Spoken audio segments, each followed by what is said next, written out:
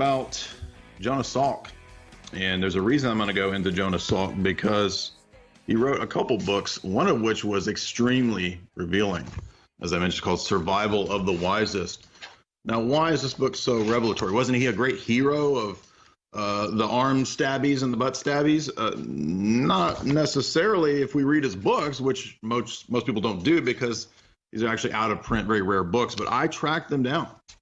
And I was blown away by what I read, because Mr. Salk is very candid about what he was really up to. You see, he says that since life is merely a random mutation, there's nothing wrong with randomly mutating the lives that exist, quite literally. The survival of the wisest is really the continuation of this radical social Darwinian, neo-Darwinian scheme that the technocratic priest class, the science class, right? Neil deGrasse Tyson, Bill Nye, these weirdos, these creeper deepers, they're going to be the ones who can decide who lives and who dies, who gets what in the future, who has a right to have kids, this kind of stuff. But it gets even crazier than that, because Salk tells us what his real religious views are. Yes, religious. You would think he's a scientist, he's probably an atheist. No. He says that God is actually nature as a whole. And nature as a whole is in this constant flux process.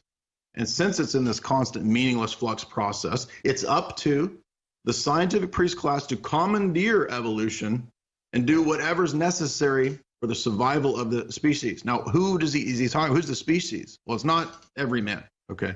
Because to him, anybody below a certain IQ range is not a man. You don't have a soul. You're not really an entity. You're just kind of this random, pimple on Gaia's breasts, right? So you can be dispensed with.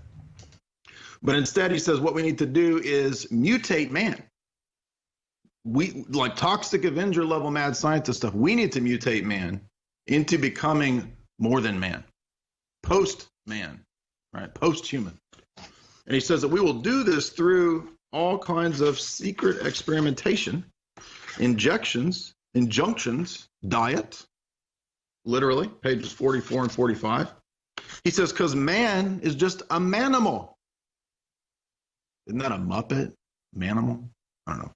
But he says that this mystical evolutionary process can be controlled and can be commandeered by the scientific priest class. So there you have he literally says death is just as holy and pure as life. He says they're two complementary necessary forces. They're flip sides of the same coin, literally a Gnostic Luciferian perspective.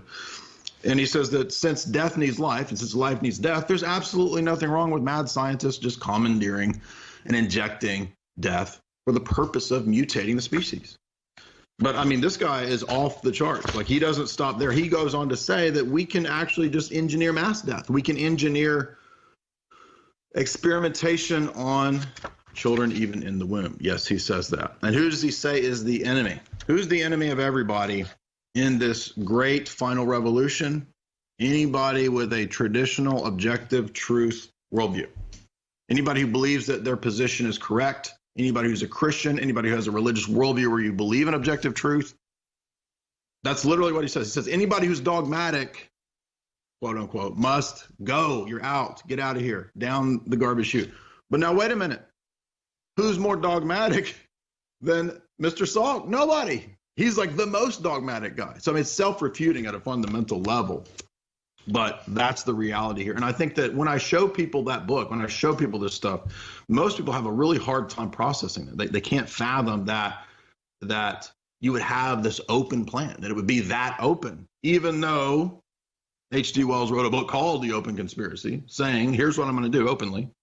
Not just him, but him and everybody else in his cadre. But what I'm trying to show you is that from 100 years ago, it's the same plan.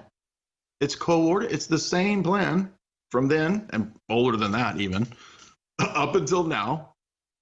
There's no divergence. They have like their own 10 commandments. You have to adhere to all the 10 commandments.